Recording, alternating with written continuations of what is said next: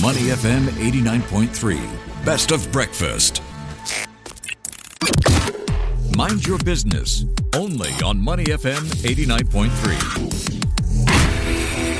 Thanks for joining us on The Breakfast Show. It's Audrey Seek and Ahmad Akhtar taking you through Mind Your Business. And we are talking about wealth. The world is shifting on this front. It's no longer just about chasing the lowest taxes. Today's families, investors, entrepreneurs are looking for stability, foresight, and places where their capital feels truly safe. And a new study, the Wealth Report 2025, the Taxed Generation by Multipolitan, looked at 164 jurisdictions around the world. And only one city ranked in the top 5 for tax favorability, wealth preservation, and future readiness. Drum roll, please. Starts with an S, ends with an E. Singapore! Hey. That's a powerful reminder that wealth now flows not to the cheapest places, but to the most predictable. So let's unpack why Singapore stands alone and what this means for the future of global wealth. We are joined by the co-founder and CEO of Multipolitan, Nirbhay Handa. Nirbhay, good morning. Good morning. Thank you for having me today. Thank you for coming on. First, tell us a little bit about what you do at Multipolitan, how you kickstarted it. What was the genesis of this organization?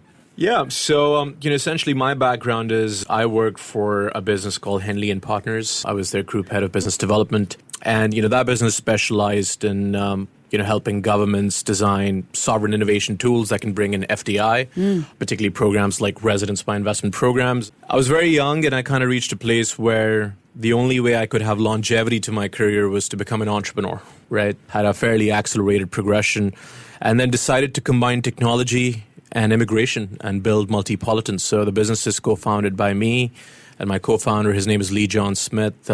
He exited his last startup called Payday in Japan for $2.7 billion.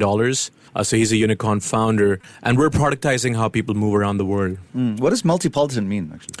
So, it's a smart take on metropolitan, right? So, for example, you and I, we were just chatting. Your family comes from Islamabad. You live in Singapore. Yep. So you are a multipolitan, right? Oh, Look at there you. go. And I am a multipolitan. I was born in rural Rajasthan. I live in Singapore now and run businesses all over the world.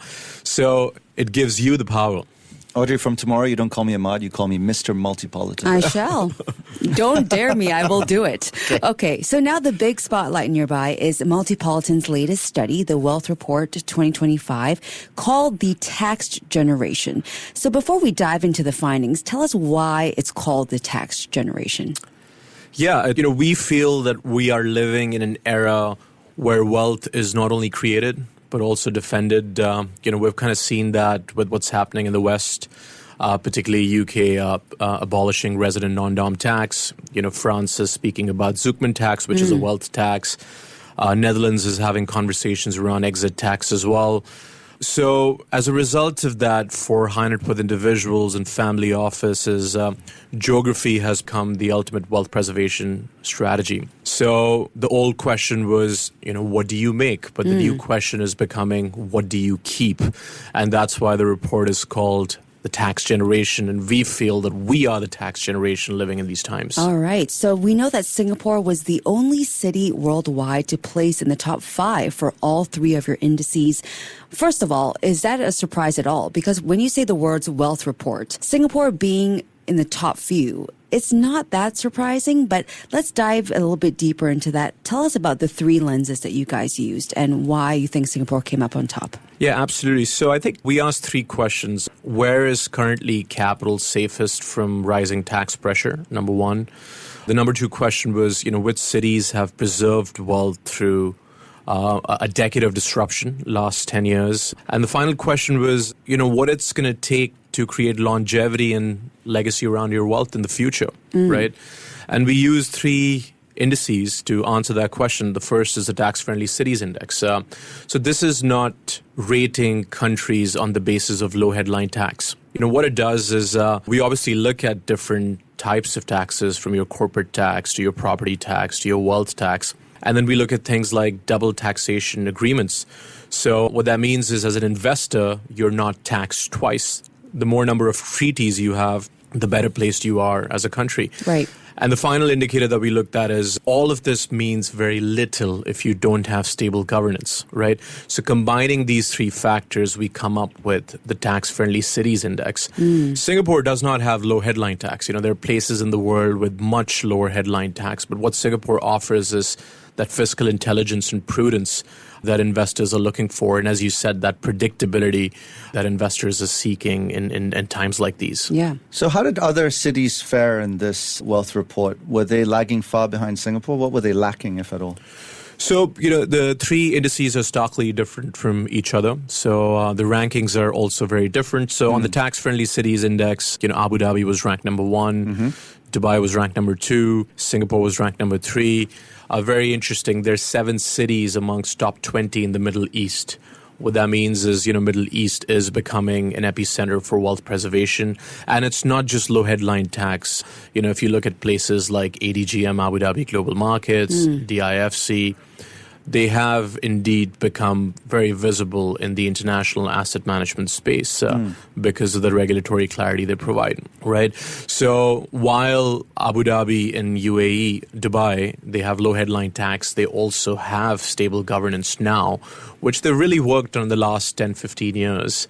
So as a result of that, Abu Dhabi was ranked number 1, Dubai was ranked number 2, and Singapore was ranked number 3 on the tax-friendly cities index. Okay. Well, we covered the Middle East and, of course, Singapore, but the report actually covers 164 jurisdictions, which is no small sample size. When you looked across all of these markets, what trends or surprises kind of stood out to you in how families and entrepreneurs manage their wealth today? Yeah, very interesting. So, I'm a millennial. So firstly, what we're seeing is there's a huge intergenerational wealth transfer from boomers to Gen Z and millennials. And the way millennials look at wealth is starkly different from boomers. Millennials and Gen Z, they tend to be more transnational. As I said, multipolitan. Mr. Multipolitan. Mr. Multipolitan. And the other piece is, we're now living in a multipolar world. So you have BRICS and you have G7. So let's say if you're a BRICS entrepreneur and you want access to G7, maybe it's a good idea for you to seek an alternative residence in a G7 country because capital and mobility are confined within these multipolar blocks. The other piece is Singapore is obviously, we live in Singapore. We should be very grateful, but I have colleagues who live in places like Tel Aviv and Lebanon. And if you live in places like these, the utility of an alternative residence is a lot higher than you owning a car. There are almost 60 active global conflicts that are taking place. The fourth piece is, historically, wealth stayed in a country where it was made. But now wealth is seeking places where it gets neutrality, where it gets stable governance, where it gets fiscal prudence.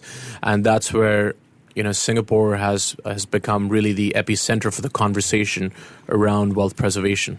Yeah, a big pull factor for Singapore in terms of wealth migration is their ability to attract families and single-family offices from India, the UK, Southeast Asia. What kind of impact does that have on the local entrepreneurial system? I think it's extremely good because now family offices are also acting like centers of innovation. What that means is, let's say if you're an heir of a family office and you're personally interested in a certain type of industry, you can drive that family office to offer venture capital and private equity. So it's exceptional for the startup ecosystem in Singapore attracting wealth from these countries.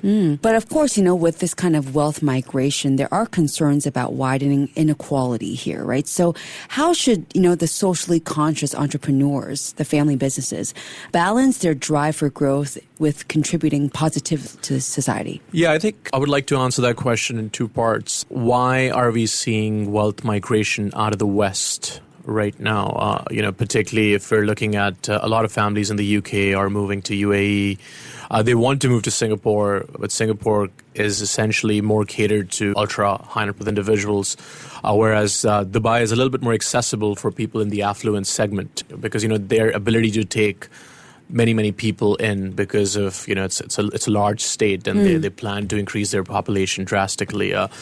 So what we're seeing is that, entrepreneurship, particularly when you have startup entrepreneurs coming, it leads to a lot of job creation. And that's the most important social benefit you can create, right?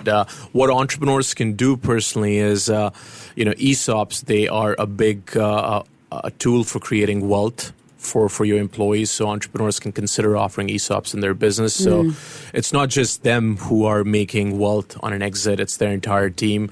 And secondly, they can tie their exits to a social cause that they personally prefer, whether that could be climate action or it could be anything of their personal interest. And I think these could be a couple of ways where how entrepreneurs can contribute socially.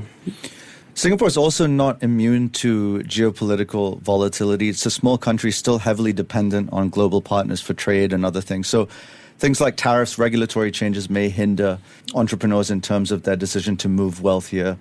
Where do you stand on that? Well, Singapore ranks very highly on neutrality, and I think neutrality is the biggest asset class in this world.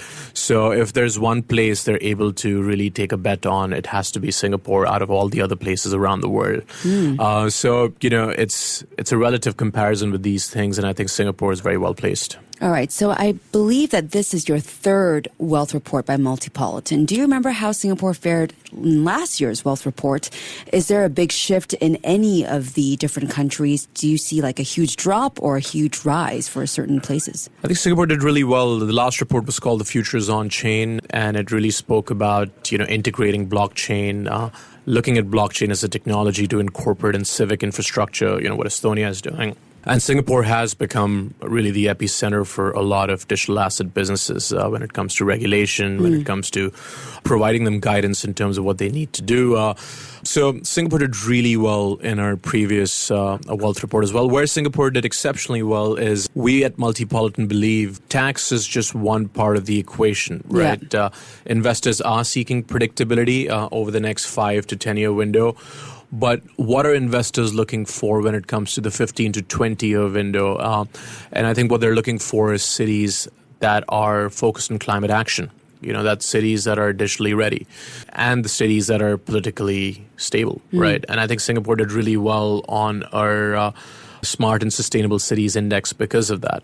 Because, there's a lot of conversation about climate action. Singapore Green Plan 30, you have things like Marine Barrage, digitally extremely ready. If you look at the SingPass, you're able to access multiple public amenities through that. It's really a front runner when it comes to digital readiness. And I think these indicators are strong indicators, particularly for families to consider when they're looking at their wealth for the next 10, 15 years, because we are seeing changes of climate change. In California, it's impossible for you to get a house insurance because of these wildfires.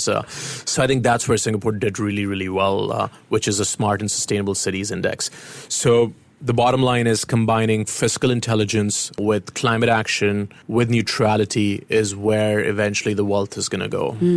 Yeah, Nirbhay, wealth reports can provide the broad strokes, but founders, some of them might be listening in today, in fact, want or would like to hear some practical wisdom that they can apply in their day-to-day today in the immediate future in terms of planning, capital allocation, business relocation. Are there any actionable insights that they can glean from the report on that front? Yeah, I think the number one is obviously entrepreneurs who are not based in UAE and Singapore. It's great to have an alternative residence in times like these, particularly in a place which is neutral, right? Because your business get impacted very radically, super quickly. So seeking an alternative residence is a great action plan.